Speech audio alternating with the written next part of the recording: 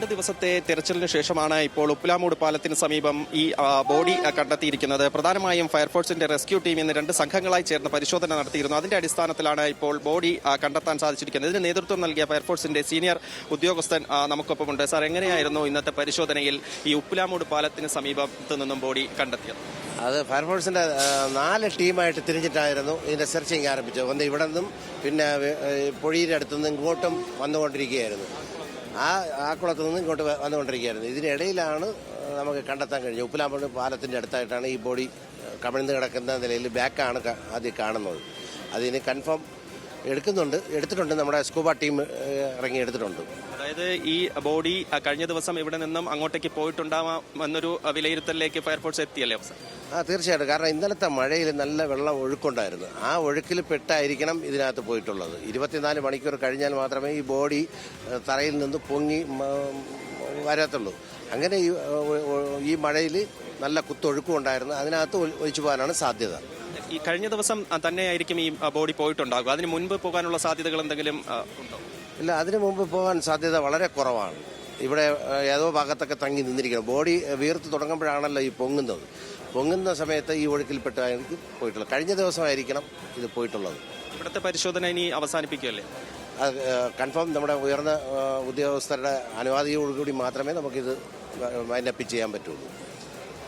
ആതിര, തീർച്ചയായും അദ്ദേഹം സൂചിപ്പിച്ചതുപോലെ തന്നെ വളരെ വെല്ലുവിളികൾ നിറഞ്ഞതായിരുന്നു കഴിഞ്ഞ 2 ദിവസത്തെ പരിശോധന. അതിൽ ഏറ്റവും വെല്ലുവിളി ഉയർത്തിയിരുന്നത് ഈ മാലിന്യ കൂമ്പാരം തന്നെയാണ്. ഈ മാലിന്യങ്ങൾക്കിടയിൽ അകപ്പെട്ട ആളെ കണ്ടെത്തുന്നതിന് വേണ്ടിയിട്ടുള്ള ശ്രമങ്ങൾ കഴിഞ്ഞ 2 ദിവസവും അതിതീവ്രമായി തന്നെ ഫയർഫോഴ്സിന്റെ സ്കൂബ ടീമും NDRF-ഉം പോലീസും ഒക്കെ ചേർന്ന് നടത്തിക്കൊണ്ടിരിക്കുന്നതിനിടയിലാണ് ഇപ്പോൾ ഉപ്പിലാമൂട് പാലത്തിന് സമീപത്ത് നിന്നും ജോയിയുടെ മൃതദേഹം കണ്ടെത്തിയിരിക്കുന്നത്. അതിലൊരു സ്ഥിരീകരണം കൂടി ഇനി വരേണ്ട കാര്യം മാത്രമേ അവശേഷിക്കുന്നു.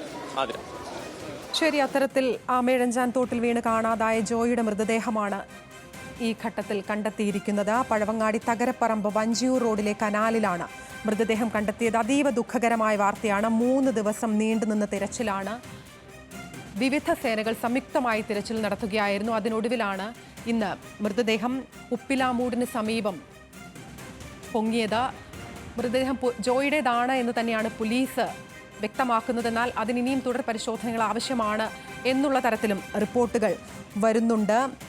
റെയിൽവേയുടെ ഭാഗത്തു നിന്നും വെള്ളം ഒഴുകിയെത്തുന്ന സ്ഥലത്താണ് ഈ മൃതദേഹം കണ്ടെത്തിയത് എന്നാണ് മനസ്സിലാക്കുന്നത്. 46 മണിക്കൂറിന് ശേഷം ആണ് ജോയിയെ കാണാതായി. 46 മണിക്കൂറിന് ശേഷമാണ് ഈ മൃതദേഹം ഉപ്പിലാമൂട് കണ്ടെത്തുന്നത്. മൃതദേഹം ജീർണിച്ച അവസ്ഥയിലാണ് എന്നുള്ള തരത്തിലൊക്കെ റിപ്പോർട്ടുകൾ പുറത്തു വരുന്നുണ്ട്.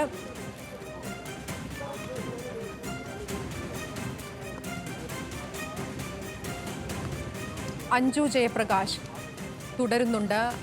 അഞ്ജു നേരത്തെ സൂചിപ്പിച്ചതുപോലെ അതീവ ദുഃഖകരമായ വാർത്തയാണ്. ഒരു നാടിന്റെ മുഴുവൻ പ്രാർത്ഥന ജോയിക്കൊപ്പം ഉണ്ടായിരുന്നു. രക്ഷാപ്രവർത്തകർ തുടർച്ചയായി തെരച്ചിലുകൾ നടത്തുകയായിരുന്നു. ഒരുപാട് വെല്ലുവിളികൾ ഉണ്ടായിരുന്നു. മാലിന്യം, പ്രതികൂല കാലാവസ്ഥ, അങ്ങനെ ഇതെല്ലാം മറികടന്നാണ് തെരച്ചിൽ പുരോഗമിച്ചുകൊണ്ടിരുന്നത്.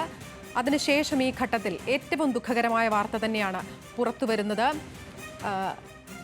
പോലീസിന്റെ ഭാഗത്തു നിന്ന് ഇതിലൊരു സ്ഥിരീകരണം ഉണ്ടായി എന്ന് തന്നെയാണ് മനസ്സിലാക്കുന്നത്. ഈ മൃതദേഹം ജോയിയുടേതാണ് എന്നുള്ളതിൽ ഇനി ഇതിൽ തുടർ നടപടികൾ എന്തായിരിക്കും അഞ്ജു? അതോടൊപ്പം തന്നെ ഈ രക്ഷാദൗത്യത്തിന് നേതൃത്വം നൽകിയ ഫയർഫോഴ്സ്, സ്ക്യൂബ ടീം, അതോടൊപ്പം ഇന്ന് വന്ന നേവി, ഇവരൊക്കെ അവിടെ തന്നെ തുടരുകയാണോ? പരിശോധന ഇപ്പോഴും തുടരുന്നുണ്ടോ?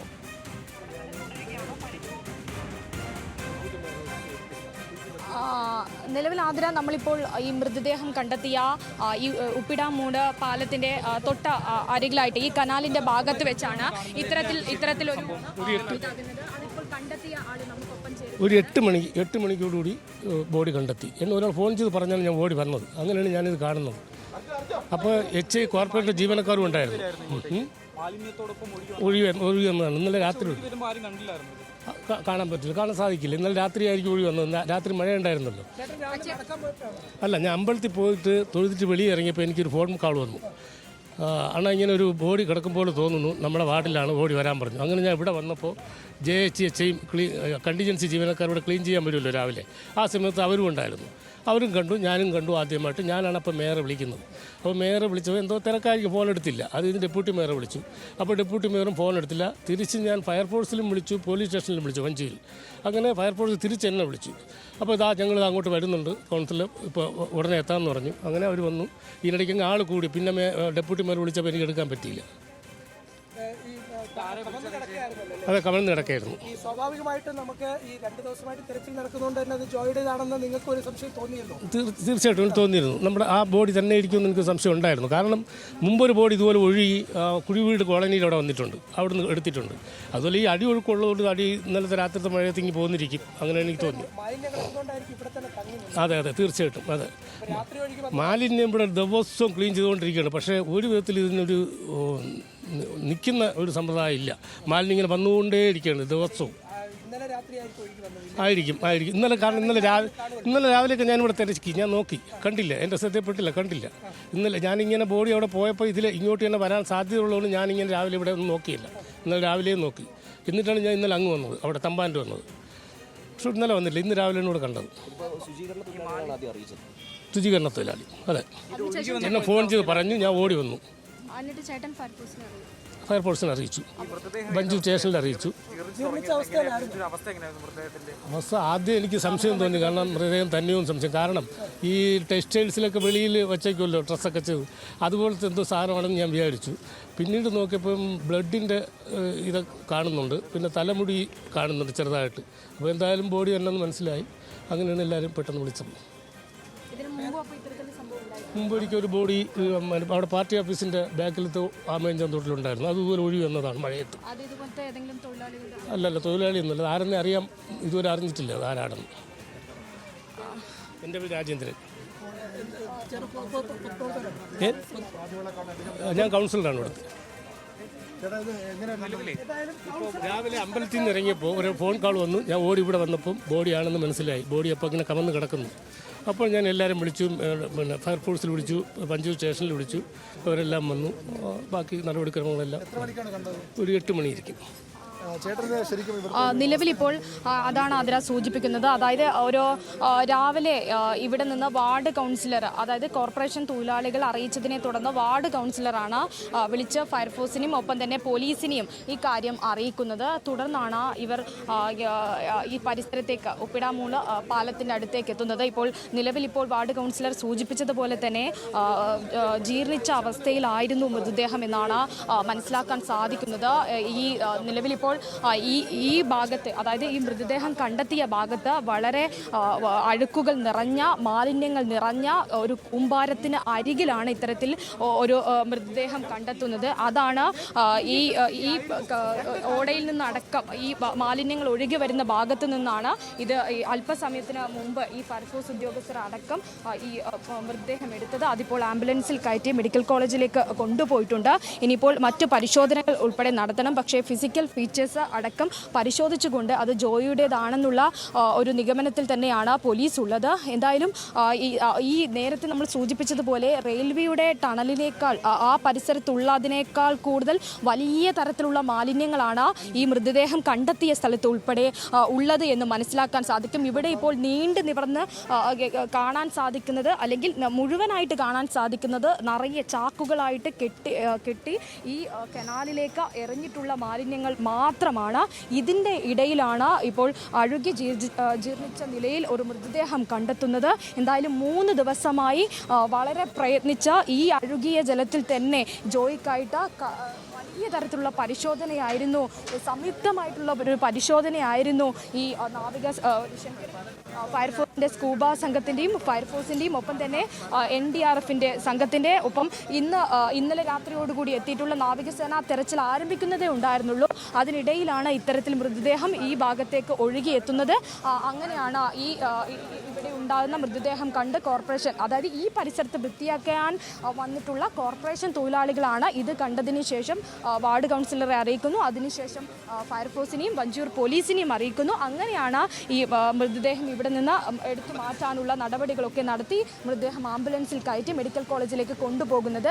പക്ഷേ ഈ കണ്ടെത്തിയ സ്ഥലം നേരത്തെ ഈ ജോയി വൃത്തിയാക്കിയ സ്ഥലത്തിനേക്കാൾ പരിതാപകരമായിട്ടുള്ള അവസ്ഥയിലാണ് ഈ സ്ഥലമുള്ളത്. നേരത്തെ നമ്മൾ സൂചിപ്പിച്ചിട്ടുണ്ട്, നടത്തിയിട്ടുണ്ടായിരുന്നു. കാലങ്ങളായി കെട്ടിക്കിടക്കുന്ന റെയിൽവേ സ്റ്റേഷന്റെ പരിസരത്തുള്ള മാലിന്യത്തിനേക്കാൾ കൂടുതൽ ഒരു പക്ഷേ ഈ പരിസരത്ത് ഈ കനാല് നിറയെ ആ മാലിന്യങ്ങളായി കെട്ടിക്കിടക്കുന്ന അവസ്ഥ.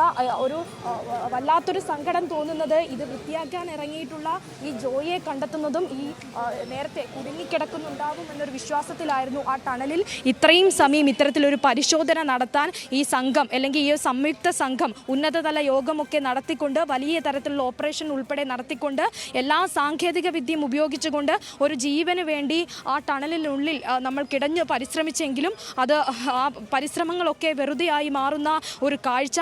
ആ കാഴ്ചക്ക് തടസ്സം നിന്ന അതേ മാലിന്യ കൂമ്പാരത്തിൽ നിന്ന് തന്നെ ആ മൃതദേഹം കണ്ടെത്തുമ്പോൾ അത് സങ്കടകരമായിട്ടുള്ള ഒരു കാര്യം തന്നെയാണ്. എന്തായാലും ഇനിയെങ്കിലും അധികാരികൾ കണ്ണു തുറക്കേണ്ട സാഹചര്യം കഴിഞ്ഞിരിക്കുന്നു. ഇതിനു മുമ്പും ഇതുപോലെ ഈ പരിസരത്തൊരു മൃതദേഹം ഒഴുകി വന്നിട്ടുണ്ടായിരുന്നു. അതും ഇതുപോലെ കോർപ്പറേഷൻ തൊഴിലാളികൾ കണ്ടിട്ടുണ്ടായിരുന്നു. അത് സംബന്ധിച്ച കാര്യമാണ് വാർഡ് കൗൺസിൽ അല്പം മുമ്പ് നമ്മളോട് പങ്കുവെച്ചത്. സമാനമായിട്ട് രീതിയിലാണ് ഇന്ന് ഒന്ന് ജീർണിച്ച നിലയിൽ കാണുന്നത്. വാർഡ് കൗൺസിൽ പറഞ്ഞതനുസരിച്ച് അത് ഈ ഷോപ്പുകളിലൊക്കെ പുറത്തു വയ്ക്കുന്ന പ്രതിമകൾ അങ്ങാനമാണെന്നാണ് ആദ്യം കരുതിയിട്ടുണ്ടായിരുന്നത്. പക്ഷേ പിന്നീട് സൂക്ഷിച്ചു നോക്കിയപ്പോഴാണ് തലമുടി ഉണ്ടെന്നും മനുഷ്യനാണെന്നും മനസ്സിലാകുന്നത്. അതിനെ തുടർന്നാണ് ഇവർ ഉടൻ തന്നെ പോലീസിനെയും മറ്റ് അധികാരികളെയും ഒക്കെ വിവരം അറിയിക്കുന്നതും അത് എടുത്തു നീക്കാനുള്ള സാഹചര്യമൊക്കെ ഒരുക്കി നൽകുന്നതും. പക്ഷേ മനസ്സിലാക്കേണ്ട ഒരു പ്രധാനപ്പെട്ട കാര്യം ഈ അഴുകിയ ഈ മാലിന്യം ഈ കാലങ്ങളായി ഇവിടെ കെട്ടിക്കിടക്കുന്നതാണ്. ഈ മഴക്കാലപൂർവ്വ ശുചീകരണ പ്രവർത്തികൾ കനാലിൻ്റെ എല്ലാ ഭാഗത്തും നടത്തിയോ എന്ന് ചോദിച്ചാൽ അതിനുത്തരം ഈ കനാലിൻ്റെ ഈ ഭാഗത്ത് നിന്ന് തന്നെ നമുക്ക് കാണാൻ സാധിക്കും. വലിയ ചാക്കുകെട്ടുകളാണ്. അത് ഒന്നും രണ്ടും എണ്ണമല്ല. അതൊരു പാലത്തിൻ്റെ അതായത് ഉപ്പിലാമൂടിനും തകരപ്പറമ്പിനും ഇടയിലായിട്ട് കാണുന്നത് വെള്ളമല്ല, നിറയെ മാലിന്യങ്ങളാണ്. ആ മാലിന്യ കൂമ്പാരങ്ങളിൽ കുപ്പിയുണ്ട്, അങ്ങനെ ചാക്കുകളുണ്ട്. അത് അജൈവ മാലിന്യങ്ങളുണ്ട്, ജൈവ മാലിന്യങ്ങളുണ്ട്. അങ്ങനെ എല്ലാം നിറഞ്ഞ മാലിന്യ കൂമ്പാരത്തിന് ഇടയിൽ നിന്ന് തന്നെ ആ ജോയിയെ കണ്ടെത്തേണ്ടി വന്നു. ഇപ്പോൾ അതുമായി ബന്ധപ്പെട്ടുള്ള നടപടിക്രമങ്ങൾക്കായി മൃതദേഹം ഇത് ജോയിയുടേതാണെന്ന് കൂടുതൽ സ്ഥിരീകരണത്തിന് വേണ്ടിയിട്ട് ഇപ്പോൾ മെഡിക്കൽ കോളേജിലേക്ക് കൊണ്ടുപോകേണ്ടി വന്നിട്ടുണ്ടായിരുന്നു. നമുക്കറിയാം വൃത്തിയാക്കുന്നതിനിടെ കഴിഞ്ഞ ദിവസം ഒരു 11 മണിക്കാണ് ജോയിയെ ഈ റെയിൽവേ സ്റ്റേഷൻ്റെ 1ാമത്തെ പ്ലാറ്റ്ഫോമിൻ്റെ ടണലിൻ്റെ ഭാഗത്തു നിന്ന് കാണാതാവുന്നത്.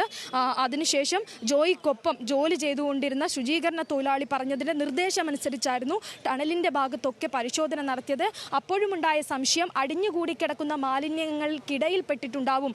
അവിടെ നിന്ന് ഒലിച്ചു പോവാൻ സാധ്യതയില്ല, അത്രയധികം മാലിന്യങ്ങൾ ഉള്ളതുകൊണ്ട് ഞങ്ങൾക്ക് പോലും ആ ഭാഗത്ത് കൂടി സഞ്ചരിക്കാൻ കഴിയുന്നില്ല, അപ്പോൾ പിന്നെ ഒലിച്ചു പോവാൻ സാധ്യതയില്ല എന്ന സംഘത്തിൻ്റെയൊക്കെ അതായത് ഈ തിരച്ചിൽ നടത്തുന്ന സംഘങ്ങളുടെ നിർദ്ദേശം അനുസരിച്ച് തന്നെ ആയിരുന്നു അവിടെ കൂടുതൽ തിരയാൻ സാഹചര്യമുണ്ടായത്. പക്ഷേ അടിയൊഴുക്ക് ശക്തമായിരുന്നു. നേരത്തെ തന്നെ ഈ തടയണയൊക്കെ കെട്ടിക്കൊണ്ട് ഒരു പരിശോധനക്കായിരുന്നു നേരത്തെ അവർ തീരുമാനിച്ചിട്ടുണ്ടായിരുന്നത്. പക്ഷേ മഴ രാവിലെ മുതലേ പെയ്തു തുടങ്ങിയിട്ടുണ്ടായിരുന്നു. അപ്പോൾ ഒരു പക്ഷേ ടണലിൻ്റെ ഭാഗത്തൊക്കെ തടയണ കെട്ടിക്കൊണ്ടുള്ള ഒരു തിരച്ചിലൊക്കെ നടത്തുകയാണെങ്കിൽ പല ഭാഗത്തും വെള്ളം ഉൾപ്പെടെ ഉയരാനുള്ള സാധ്യതയൊക്കെ ഉണ്ട്. അപ്പോൾ ആ നീക്കങ്ങൾ ഒക്കെ ഉപേക്ഷിക്കാനിരിക്കെയാണ് ഇത്തരത്തിലൊരു മൃതദേഹം ഈ പരിസരത്ത് നിന്ന് കണ്ടെത്തുന്നത്. എന്തായാലും പൊങ്ങിക്കിടക്കുന്ന മാലിന്യങ്ങൾക്കിടയിലെ കൂടി ആ മാലിന്യങ്ങളിൽ നിന്ന് ഒരു മനുഷ്യനെ കണ്ടെത്തേണ്ടി വരുന്നു. നമ്മൾ ഉൾപ്പെടെ ഭാഗമായിട്ട് ഈ നഗരമധ്യത്തിൻ്റെ ഹൃദയത്തിലേക്ക് കൂടി ഒഴുകുന്ന കനാലിൽ നിറയെ മാലിന്യങ്ങൾ നിറച്ച് വച്ചിരിക്കുന്ന നമ്മുടെയൊക്കെ പ്രവൃത്തിയുടെ ഫലമായിട്ട് ഒരു മനുഷ്യനെ കണ്ടെത്താൻ വൈകുന്നു. അങ്ങനെ ഇന്ന് ഇപ്പോൾ രാവിലെ നടത്തിയിട്ടുള്ള ഈ കോർപ്പറേഷൻ തൊഴിലാളികൾ ശുചീകരിക്കാൻ ഈ ഭാഗത്തേക്ക് വന്നപ്പോഴാണ് ഇത്തരത്തിലൊരു മൃതദേഹം ഈ പരിസരത്ത് നിന്ന് കണ്ടെത്തുന്നത്. എന്തായാലും ദൗർഭാഗ്യകരമാണ്. ഒരമ്മ മകന് വേണ്ടി കാത്തിരിക്കുന്നുണ്ടായിരുന്നു, ഒരു നാട് ആ മകന് വേണ്ടി ആ സഹോദരന് വേണ്ടി കാത്തിരിക്കുന്നുണ്ടായിരുന്നു. അതൊക്കെ നിഷ്പ്രഭമായിക്കൊണ്ട് ഇങ്ങനെയൊരു വാർത്ത വരുന്നത് വളരെ സങ്കടകരമായിട്ടുള്ള കാര്യമാണ്. എന്തായാലും പരിശോധന നടത്തിയിട്ടുള്ള നമ്മുടെ സ്കൂബ ടീമിനും ഫയർഫോഴ്സ് സംഘത്തിനും വലിയ തരത്തിലുള്ള അഭിനന്ദനം അർഹിക്കേണ്ടി വരുന്നു. കാരണം റോഡ് സൈഡിലേക്ക് കൂടി നടന്നു പോകുമ്പോൾ ഒരു ചെളി തെറിച്ചാൽ പോലും നമുക്ക് അറപ്പുണ്ടാകുന്ന, അതിനേക്കാൾ വലിയ മലവിസർജനം പോലും ഉണ്ടാകുന്ന, ചത്തുകിടക്കുന്ന എലികൾ പോലും ഉണ്ടാകുന്ന അങ്ങനെ വലിയ തരത്തിലുള്ള മാലിന്യ കൂമ്പാരങ്ങൾക്ക് ഇടയിലൂടെ കഴിഞ്ഞ 3 ദിവസമായിട്ട് ഈ ജോയിക്കായിട്ട് തിരച്ചിൽ നടത്തിയിട്ടുണ്ടായിരുന്ന ഈ സംഘങ്ങളെ അഭിനന്ദിക്കാതെ വയ്യ. അവർ പല തവണയായിട്ട് അവർ പറഞ്ഞിട്ടുണ്ട്, ഉള്ളിലേക്ക് കയറുന്ന സമയത്ത് കയ്യിലെ ഗ്ലൗസ് ഗ്ലൗസ് പോലും ഊരി മാറ്റിക്കൊണ്ട് ഈ പരിശോധിക്കേണ്ടി വന്നിട്ടുണ്ടായിരുന്നു. കാരണം അപ്പോൾ മാത്രമേ ഒരുപക്ഷെ ഇതുപോലെ സൂചിപ്പിച്ചതുപോലെ ഏറ്റവും ദുഃഖകരമായ ഒരു നാടിനെ മുഴുവൻ ദുഃഖത്തിലാഴ്ത്തിക്കൊണ്ടാണ് ജോയിയുടെ മരണവാർത്ത ഈ ഘട്ടത്തിൽ പുറത്തു വരുന്നത്. ജോയിയുടെ മൃതദേഹം ഉപ്പിലാമൂട് സമീപത്ത് വെച്ച് കണ്ടെത്തി എന്നുള്ളതാണ്. ശുചീകരണ തൊഴിലാളിയാണ് ആദ്യം ഈ മൃതദേഹം കണ്ടെത്തുന്നത്. തുടർന്ന് വാർഡ് കൗൺസിലിനെ അറിയിക്കുകയും അവർ ഫയർഫോഴ്സിനെ അറിയിക്കുകയും തുടർന്ന് ഇതിൽ പോലീസ് ഒരു സ്ഥിരീകരണം നടത്തുകയുമാണ് ചെയ്തിരിക്കുന്നത്. ഇപ്പോൾ ജോയിയുടെ മൃതദേഹം മെഡിക്കൽ കോളേജിലേക്ക് മാറ്റിയിരിക്കുകയാണ്. പോസ്റ്റ്മോർട്ടം അടക്കമുള്ള ബാക്കി കാര്യങ്ങൾ നടപടികൾ നടക്കേണ്ടതുണ്ട്. ഇതിനൊക്കെ ശേഷമായിരിക്കും ഒരു സ്ഥിരീകരണം എത്തുക. ഏതായാലും ഏറ്റവും ദുഃഖകരമായ വാർത്തയാണ് ഈ ഘട്ടത്തിൽ പുറത്തുവരുന്നത്. വിശദാംശങ്ങൾ നൽകുകയായിരുന്നു ചന്തു ചന്ദ്രശേഖരനും അഞ്ജു ജയപ്രകാശും.